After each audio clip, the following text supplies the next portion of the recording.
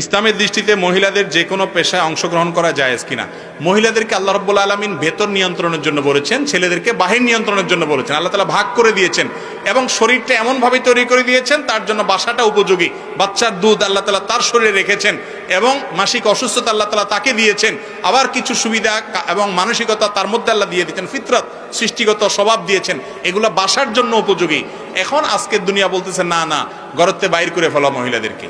বাহির করার পর একটা লজিক আপনারা অনেকে হয়তো আগে শুনছেন, ভাই মহিলারা বাইরে যারা চাকরি করে তাদেরকে দিয়ে খাটান, আপনারা বাসায় এসে আবার ভাতও রান্না করে, বাচ্চাটা গর্ভে ধারণ করে, দুধ দান করে, আপনি পুরুষ মানুষ তার ভিতরের ডিউটিতে সে পালন করাই লাগে, উল্টা বরং বাইরের ডিউটিও খাটাই নিতেছেন। এটা কি নারীর অধিকার দিলেন না? 12টা বাজালেন, আরো ক্ষতি করলেন না?